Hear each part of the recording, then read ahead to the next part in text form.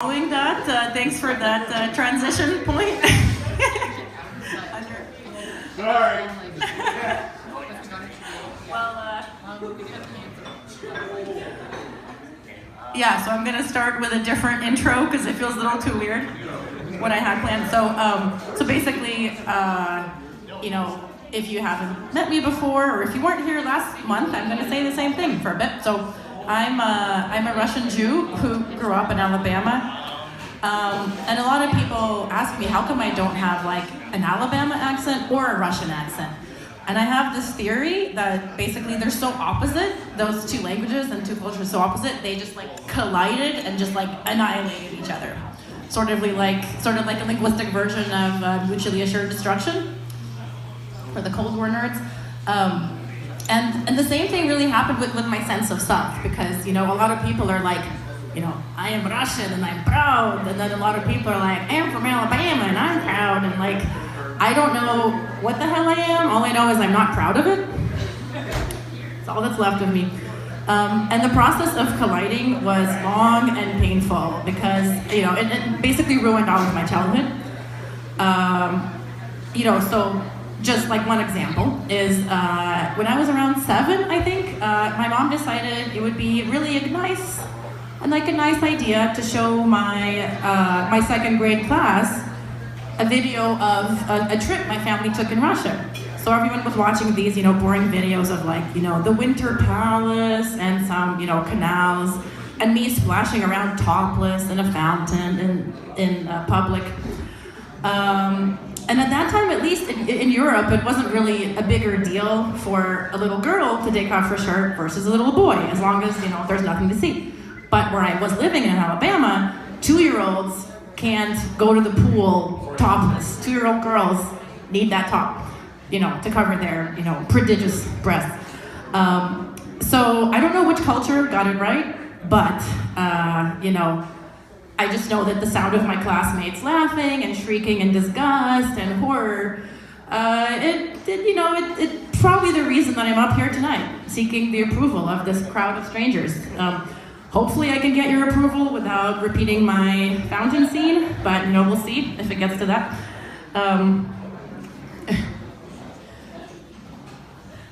So I stopped breastfeeding my toddler daughter a couple of months ago. I've been planning and worrying about it for a few weeks, because, like, you know, I'm not very comfortable with just like rejecting her, right? And then one day, that bitch, she rejected me. She was just nursing, and then she looked up at me, she made eye contact, she's like, Mom, could you just put that sweet, fatty water into a cup for me next time? Isn't it a little weird that I'm still, like, taking it out of that? Don't you think, Mom? Let's just end right here, and we'll never speak of this again. So, you know, I tried to pump, but that didn't really work out well, because, you know, basically there's a motor in the pumps, and basically it goes on and off in a rhythmic motion to imitate what, you know, the baby does, to imitate, you know, the suction. So it's like on, off. But basically how it sounds is like, I was like, whoo, the distinct sound of lowing cows is a little too much when I'm pumping for my daughter. So basically, you know, I just learned to squeeze it out. Like a superhero, just like squeeze it right out. I didn't even need a pump. Sometimes if the supply was really low, I'd have to do sort of like a wet towel, just like wring it, just like twist it and wring the milk right out of there. And I actually got really good at that.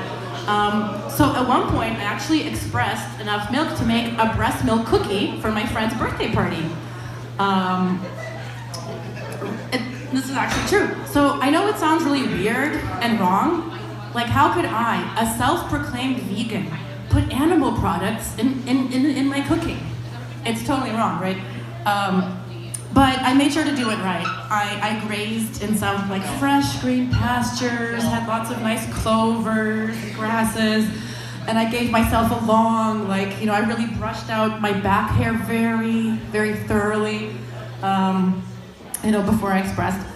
And my friend ate it. I mean, she ate half of it because she was like, this cookie tastes too healthy. So she didn't finish it, so then she gave the rest to her boyfriend before telling him the full ingredient list.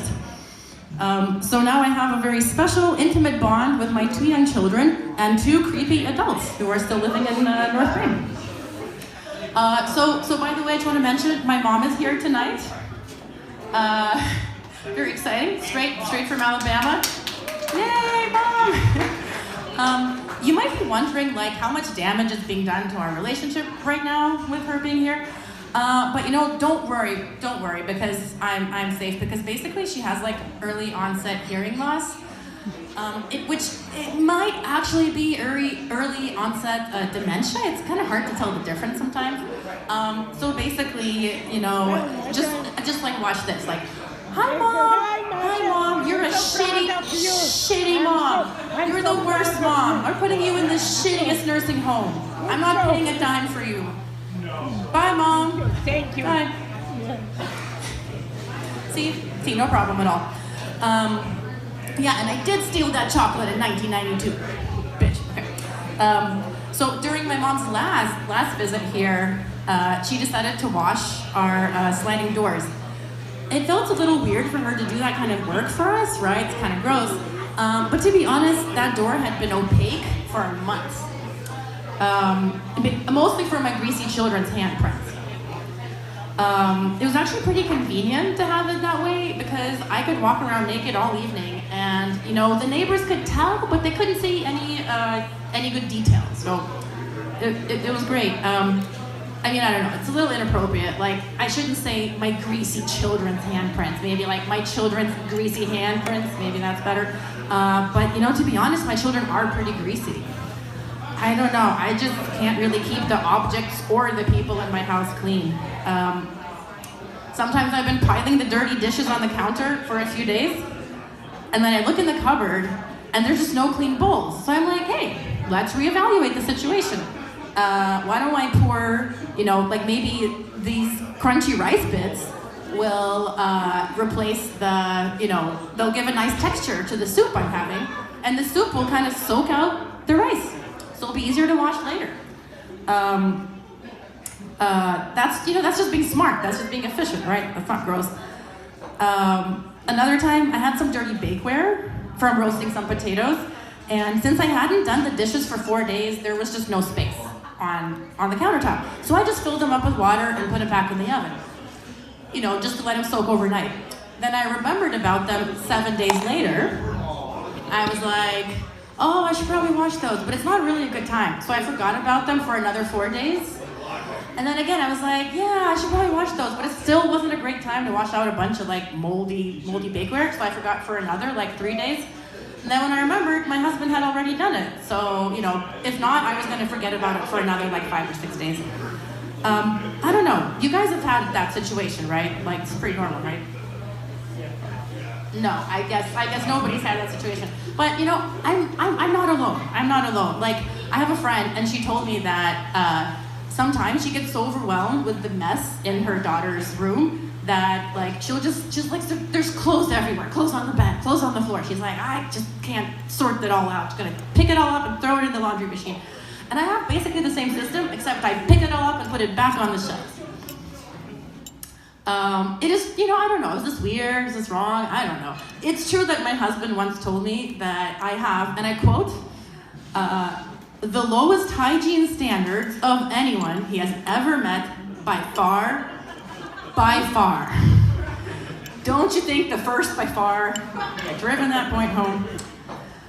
I'm also indifferent to outward appearance. It's a little harder to tell because my mom, this bitch, she actually sewed up my jeans. But luckily I was able to get this, before she sewed it up. So you can kind of see, this is true. I just walk around with ripped shirts and I'm just indifferent to how I dress myself and my kids. I can afford new socks, I just don't care enough. So basically all of our socks have holes. I'll show you.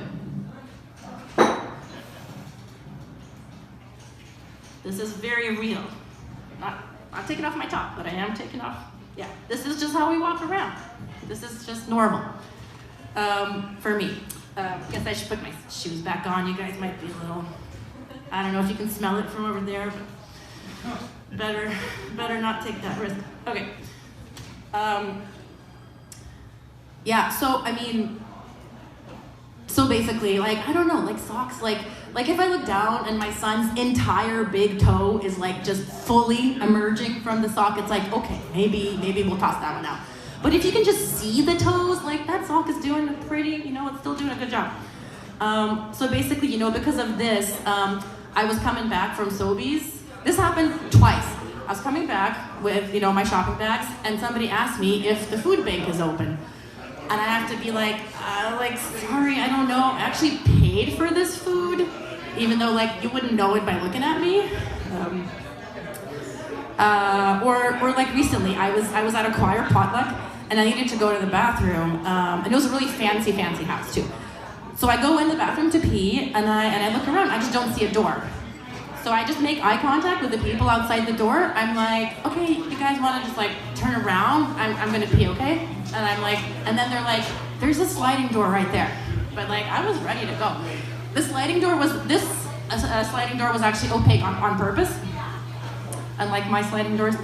I mean, I was never a diva, but I did used to have, a healthy sense of shame about leaving the house with matted shirt, half my hair unbrushed, 3-day-old deodorant. Yeah, I'm pretty much there right now. Dried oatmeal bits all over my left pant leg. And then I had kids. It turns out caring takes energy. So I am all done caring. That's gone. I don't know, maybe my kids are worse than average? I don't know. I mean, who's to say? But this is something that I regularly say to my kids, for example. Will both of you shut up for 2 fucking seconds so I can figure out what gentle parenting strategy I should use when you smack your goddamn sister in the face? You'll hear that a lot. My brother visited recently, and he's pretty good with kids. So on the one hand, he was like, hey, this is great. Maybe I should have kids. On the other hand, he's seen what it's done to me. So he's like, I'm never fucking having kids. Yeah, that's right, Mom. My worse than average grandkids, that's all you're getting. You better be happy with that. Yeah, so basically, I don't know, with my lack of hygiene and now my lack of energy and caring, I just do weird things. I'll be at a playgroup with my daughter, and a blueberry rolls onto the floor, and some other kid's lunch rolls under the floor, and when that kid sort of steps away, I'm like, hey, go, yeah, go get that blueberry. Yeah, there's another one in the corner. Go. Yeah, and get those crackers too. I don't know, it just doesn't bother me. Yeah. So I'll just kind of finish up here. So yeah, I don't know. I just blame this stuff on kids. For example, I cuss too much around my kids. Sometimes I'm parking the car and my daughter will be like, stupid fucking car. I'm like, oh, mommy's girl. She learned that from me. And yeah, I wasn't such a mess before I had kids. But then there came that moment during labor, after 2+ hours of, as far as I could tell, absolutely futile pushing, when I gently and lovingly screamed at my unborn child to get the fuck out of me. And it was like some kind of doorway opened. I just stopped caring how I looked, sounded, or smelled. Or maybe the fateful moment was when I pooped in front of everybody in the delivery room. I don't know if you knew this, but sometimes on its beautiful journey out of the womb, the fetus will literally squeeze the shit out of you. And nobody cares. The doctors are very calm. They're not ew, and they just clean it up. But I feel that's the kind of experience that can, profoundly change a person. So, yeah, I don't know. A lot of women say that pushing is, the best part of having a baby, but no. It is not the best part. I don't get it, because I got through the contractions. It was, it hurt, but it was okay.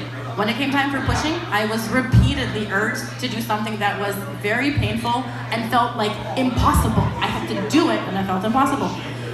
So when the last worst push came, and I could finally feel that something had emerged, the OBGYN scooped up my child and just said, hi, he's here. Do you want to hold your precious baby? And I was like, hell no, put that second piece of shit where you put that first piece of shit. All right, thank you very much.